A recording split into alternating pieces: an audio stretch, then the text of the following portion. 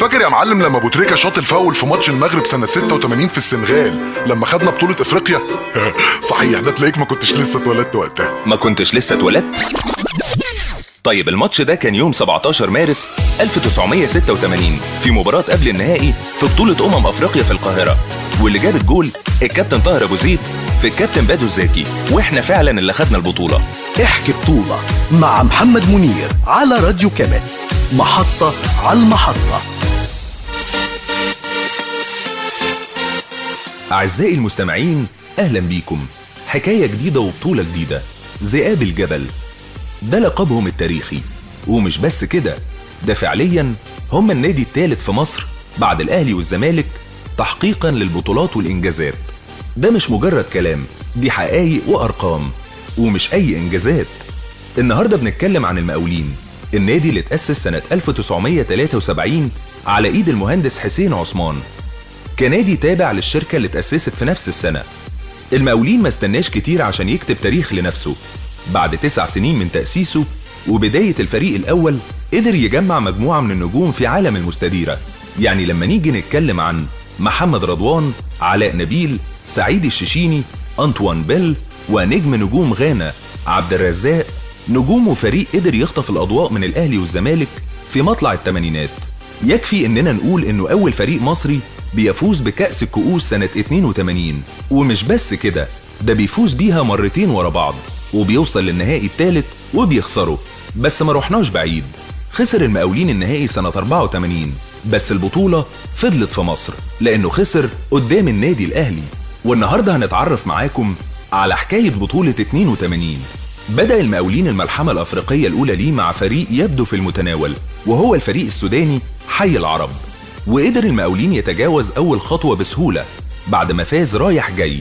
بعدها واجه في دور ال16 فريق ديبورتيفو الموزمبيقي، وفاز المقاولين في القاهرة وتعادل في موزمبيق، وقدر يصعد لدور الثمانية اللي شهد أول مواجهة صعبة للمقاولين مع الفريق الإيفواري العريق والعنيد جدا في الوقت ده أفريكا سبور.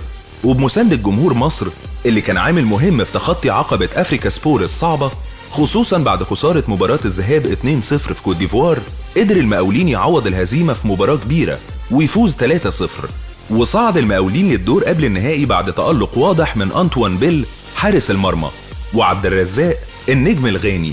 أما بقى في الدور قبل النهائي فده كان يعتبر نهائي مبكر بين هارتس اوف اوك الغاني والمقاولين، وكانت أول مباراة في القاهرة وسط حضور جمهور كبير جدا.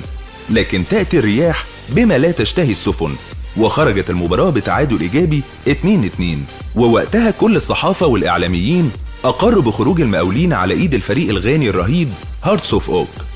وحصلت وقتها حاجة غريبة جدا أثناء رحلة المقاولين لمباراة العودة، لأنه في الطيارة كان موجود واحد يقال إنه كان بيراقب ذئاب الجبل في القاهرة وإنه بيعمل أعمال سحرية. وفعلا الراجل ده وقف في الطيارة وقال إن المقاولين هيخسر ماتش العودة بنتيجة كبيرة في غانا.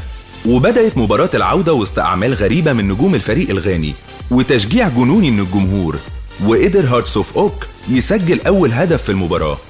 لكن يشاء القدر إن لعيبة المقاولين في الشوط الثاني تقلب الطاولة على كل الموجودين في الملعب ويسجلوا هدفين ويفوزوا بالمباراة ويصعدوا للنهائي بسيناريو شبه إعجازي.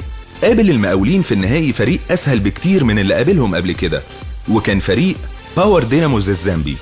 وفعلا فاز المقاولين رايح جاي بنتيجة واحدة 2-0 عشان يحقق لقب غالي وصعب جدا ويكتب الجيل الذهبي تاريخ أفريقي للمقاولين. تم اختيار اللاعب عبد الرزاق ضمن منتخب أفريقيا بعد البطولة، وكمان تم اختيار حارس المرمى أنطوان بيل أحسن لاعب في البطولة. المقاولين أحرز في البطولة دي 20 هدف. دي كانت واحدة من الحكايات التاريخية والمؤثرة في الرياضة المصرية. المقاولين ليه تاريخ عريق نتمنى رجوعه لسابع عصره. حكايتنا خلصت ولسه حوادتنا مش بتنتهي، ولسه عندنا قصص كتيرة ومفاجآت أكتر. تابعونا، إلى اللقاء. كنتم مع احكي بطولة مع محمد منير على راديو كامل، محطة على المحطة. راديو كامل، راديو كامل، محطة على المحطة. على المحطة.